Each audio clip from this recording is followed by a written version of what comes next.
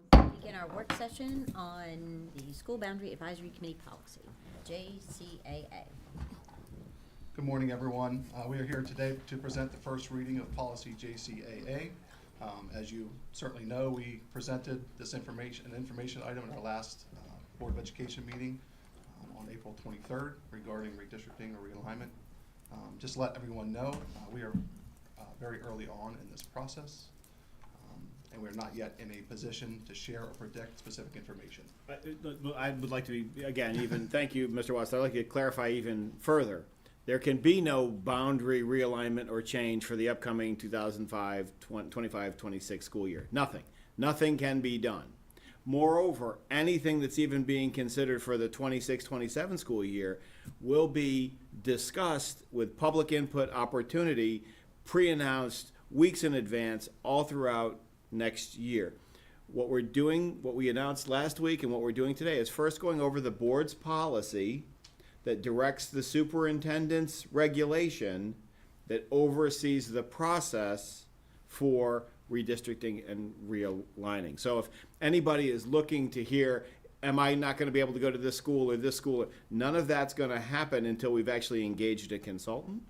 We've gone through and done a we have a school utilization summary, but we have a much more comprehensive school utilization summary, and then going through where all the kids are, where all they go, and to work up scenarios. So this is the very first process to come before the board to talk about the policy and whether or not the policy needs to be revised, rewritten, and realigned. So with that, Mr. Watson. Thank you, sir. So that's what we are here for today, is to make some recommendations regarding the policy JCAA. Can I interrupt you for 1 Please. second? We are having technical difficulties. Oh. I'm advancing it here, but it is not advancing it on the screen. I did not touch it. I said it was early, Yeah. Yeah. So do we need to restart this? People in the closet? I was gonna say, I need help from people in the closet. Is this all frozen? No, it's not. It it's is not advancing. No, it's not communicating with the projector. So the PC has become disconnected from the wider world. Do you need me to get out of your Since the way? last time, it doesn't like more than one presentation open at a time. Alright, let's just close them all. And that is one of the reasons why we're upgrading the technology in the boardroom at the conclusion of this school year, so that all of our stuff talks to each other better. I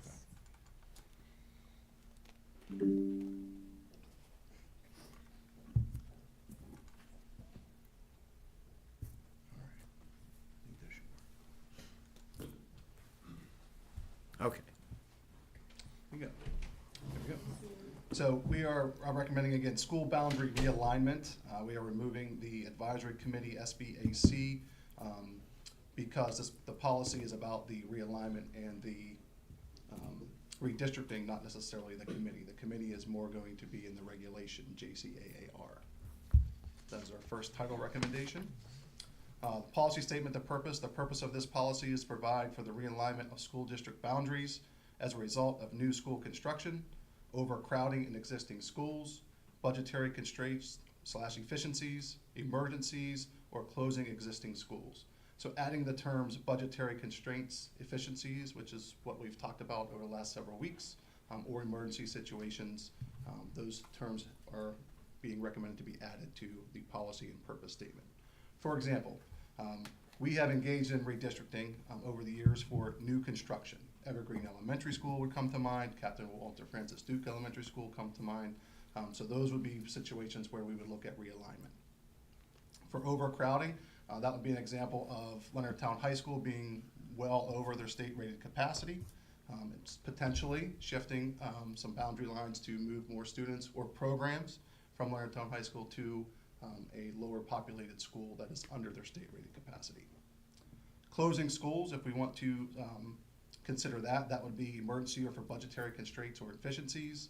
And we have talked about that publicly at our information item as well. Emergency situations, what comes to mind there is potentially the Spring Ridge Middle School fire that happened a few years ago. If that was a long-term situation, anything like that. Esperanza Middle School, just this past, not this year, last year, Was that last year? I can't remember. That was this year, Mr. That was Watson. this year too. A long year. That was the It's been a beginning long of this year. So emergency situations like that, where we would potentially need to look at realignment for situations. And really, when we talk about budgetary constraints, this is the blueprint as well. Until the blueprint was implemented, a county received a per pupil allocation that was the same regardless of the demographics of the child. The blueprint now has upended that, and there is a flat amount of money for each child, foundation, PPA, and then a factor if they are economically disadvantaged, if they are multilingual, if they are special education. And that money has to be spent at that school site for that child. So it is a much larger consideration when you are looking at the long-term planning of a school system. You not only have to look at the number of children seated in a school, we are going to have to take a very long, hard look of the demographics of the children in that school, because the demographics of children in that school will drive how much state money is available to operate it.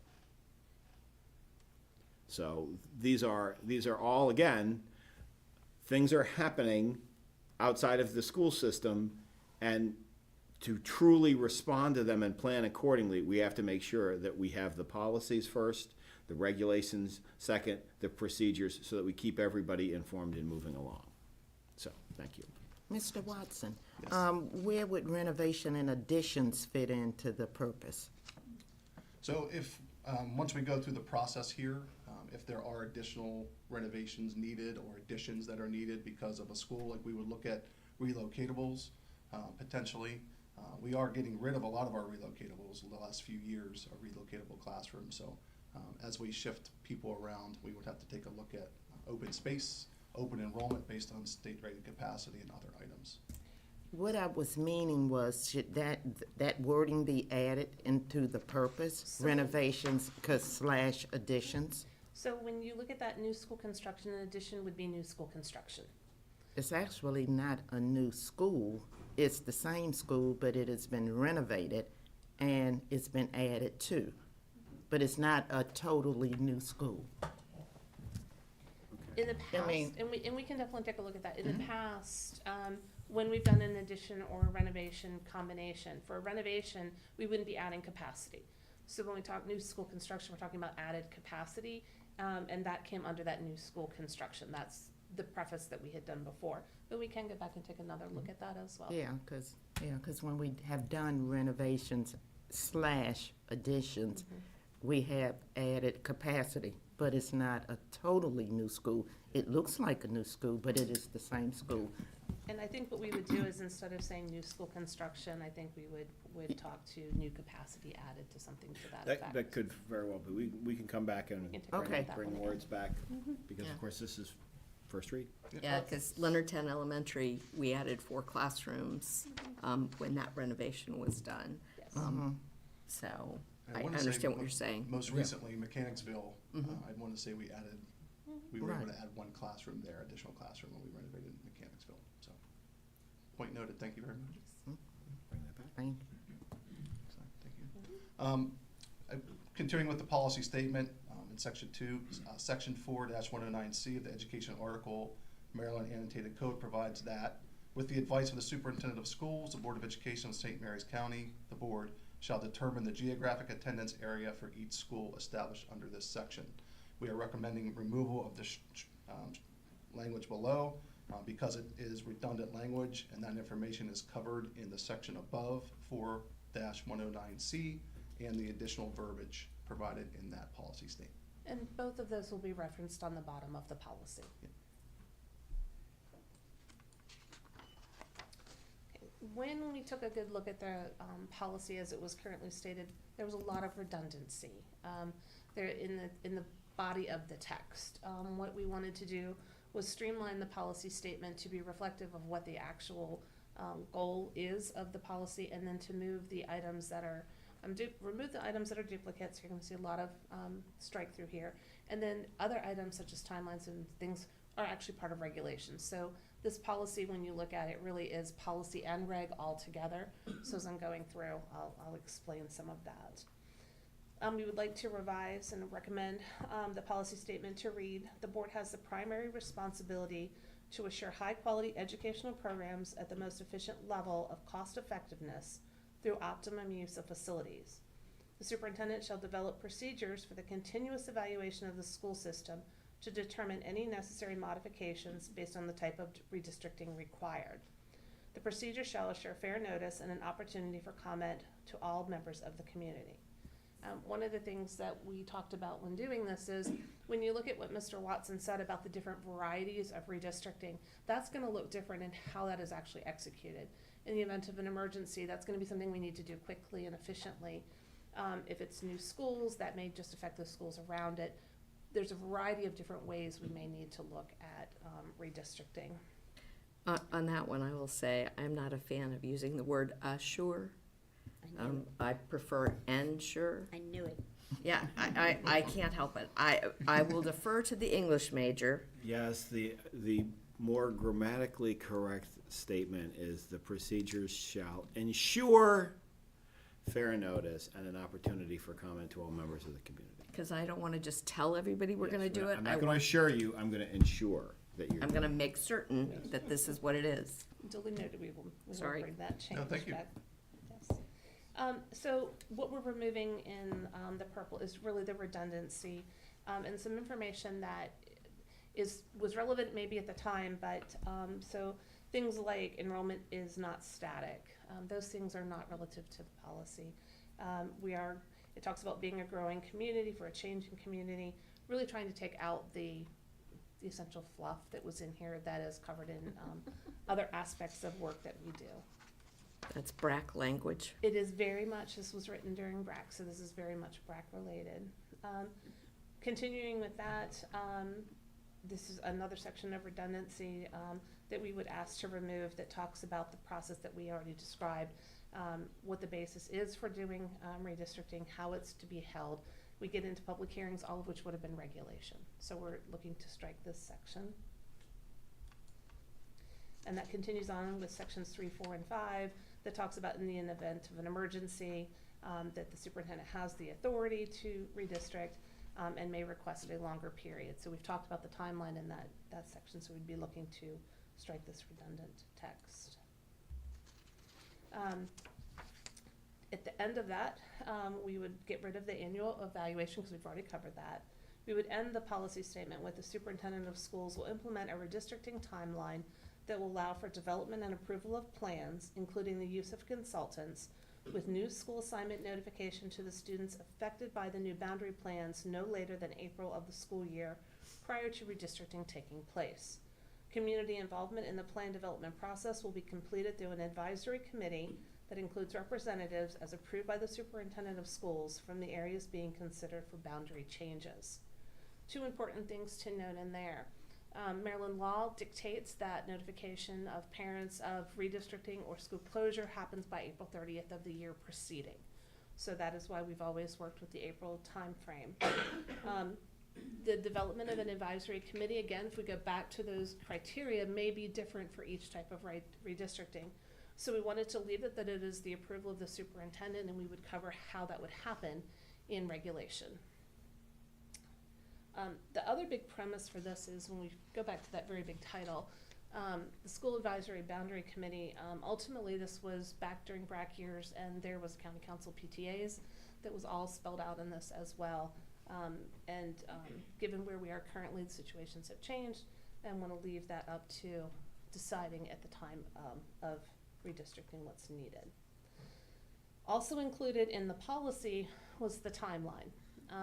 The timeline really should have been part of the regulation, and it was. It's duplicated in the regulation as it stands, but it is very driven by one type of redistricting. We want to leave that open, and we've covered that in the text, that it would be based on the type that it is, so we recommend striking the timeline. And there are no changes to definitions. So the part that says the School Boundary Advisory Committee will meet as enrollment projections indicate, we have recommended striking that as well, and leaving it, this policy will be reviewed and evaluated according to the board's review schedule or as federal and state laws and regulations change. And with that, we'll stand for any questions you have. The only comment I have is, if we go back to the superintendent of schools on page 8 with the implemented redistricting timeline, there's nothing in this paragraph that indicates publication of the timeline to the community. So, I mean, that would be covered in the regulation, but there's no reason to think that if you wanna have duplicate, because some people may never get past the regulation. Right. And so they'll wanna see that open And publishing. if this is the board's policy, right, I'm thinking down the road, when you're gone and we're not here, Right. if there is any type of contentious relationship between the board and the superintendent, I would want the superintendent to be directed to publish what the redistricting process timeline would be, Okay. right? So we have to be a little bit forward-thinking based on other things that are happening around the different boards and superintendents across the state. Right. Yes. We can certainly, when we bring that back, we'll bring back the reconsideration of the language to include, school construction as well as new school construction, and we'll modify that language. We'll put back in the timeline that is in the reg, we'll put it in, directly in the policy. Do you, Doc- are you, Ms. Bailey, are you wanting an actual timeline? No, I don't. I You just want the reference I that he just- the right, I just- superintendent's required to publish a timeline? Yes, I just would like wording, whether, and I don't care what that is, I'm not saying we have to, gosh, don't, we have to put it out in the paper, but, whether it's communicated at a Board of Education meeting, or, included on Well, the and also website, do, whatever, instead whatever of- our standard process Yes. is, there's nothing in here that says that we have to push that out to the community, and I think that's unfair. Right, so right, and it would be in the reg, and people might not go to the reg, so, Right. but we will put in, we'll work on the language for that, but also we don't wanna hem ourselves into like a particular month Nope, I do not, no. instead, so there'll be a little bit, because each one of these things is gonna be, each one of these might, right now, the concern is we're doing a redistricting like Right. this. And But ultimately, if after the consultants, we realize we need to be doing something much more targeted, it becomes a different process. right, exactly, and I mean, it just needs to be that you publish the redistricting timeline, or, whatever, because this is the board's policy, so then that way, the board has some type of quote-unquote teeth to hold a superintendent Yep. responsible to make sure that it is published and discussed at a board meeting. Interesting. Oh, without a doubt. No one will ever get moved from one school to another Not without saying there that, I'm being just, a. and, Yes, no, I'm not implying yeah. that, I'm just No, saying no, that no, the process I understand. itself needs, there's nothing in here that says we have to communicate what the process is, Okay. if that makes sense, Yes. so. And we do Could I ask just a clarifying question, because, I've never gone through redistricting before. It says here, an advisory committee that includes representatives as approved by the superintendent of schools. So, does that mean that the superintendent would be recommending people and then appointing them to the advisory committee? Ultimately, we go out and select based on what it would be, with representatives from the schools, the parent groups, the students, and then representatives from the community as Same- appropriate, as Same well as like as, curriculum and as everything well as, else. within our Department of Supporting Because Services. historically, you Administration. had options like the council of PTAs and stuff like that, but that doesn't Right. really, we don't have It that doesn't anymore exist. to really pull from. Okay. Yeah, I mean, Previously, the Growth Management Advisory Committee, which was the committee that looked at all of this, Yeah. was reported to the board, but we recognized over time that that was not the best way to approach all of this. So instead of it being an advisory committee to the board, it was an advisory group that made recommendations to the superintendent, who would then bring that forward to the board. And so at that time, the board chose who was going to be on it. That's not where we need to be. The only concern that I have, I'm not saying directed at you, I'm just saying that I want to make sure we're avoiding groupthink. I want a variety of opinions and ideas on the committee. Yeah. Oh, absolutely. Absolutely. Keep in mind, there is a cold calculation if you just look at numbers and boundary lines and capacity numbers, right? Yep. That's not the way the world works. There are many, many other things to consider. So you have to realize who are the principal stakeholders, and that would be the parents and the homeowners and the children, because where you decide to buy a home is driven to some small extent or large extent or the only extent to where your children, or the school that they will attend. And so it is not taken lightly to make decisions to modify where schools ultimately where people's kids go to school. That being said, there hasn't been a great deal of coordinated effort with a lot of the development that's gone on recently, nor consideration for what the capacity for the schools and the long-term viability might be. So it's a great opportunity to all sit down and go through, and it starts with what the board wants for their policy. So this is our first stab at it. We'll bring it back with language very specifically talking about the timeline, and we can even put in some language that more puts teeth in the superintendent determination of what those groups could be. One of the things that we are suffering from in St. Mary's County is that there isn't a county council of PTA. There isn't a great gathering place for everybody to get their information. The majority of people in St. Mary's County get their news through social media. And if you're getting your news through social media, you're going to get the news that the person writing it wants you to get. So I do think that that's one of the things that has to be baked into this is in the absence of a county organized group, how does the school system make sure that we're building committee work that represents all of us? I mean, I was on the redistricting committee, I guess, when Evergreen was proposed, coming out of Letty Marshall Dent. So, and that was selected by a variety of people. I mean, it was PTAs, it was boosters, clubs. I mean, Yeah. it wasn't just Dr. Martirano picking random people. No, you know. no, and I didn't think so. So- We just don't Yeah. have as much to pull from as we have historically. Oh, I we feel. still have, I mean, those groups are still there. Oh, they still in have, all we of still our have schools. PTAs and They're just PTOs. not, and- you yeah. can't, we can no longer go to Trisha Post and say, hey, give us some names, right? Yeah, That's, yeah. that's, I think, what he's talking Yes. about. So, Yes. you know, Yeah. And the way in which we would disseminate information is much different than it was the last time we Right. did this. I mean, when we talk about social media, the platforms that we'll have through s'mores and other things on school web pages, how we're gonna disseminate information, if this proceeds forward, is gonna be drastically different. right. The use of websites and other things, will have a lot of ways of communicating that we didn't have Right. the last time we did one. Okay. I mean, we Okay. could certainly set up a page on the website that is Oh, well, all things redistricting. On the Department of Capital Planning, we Yes. have one, but They're already- it can be so much bigger now, yeah. and reach more people. I mean, Okay, anything else? Anyone? so we'll have some homework. Onward and upward. Okay. All right. Appreciate it. We are adjourned. So just to, so you.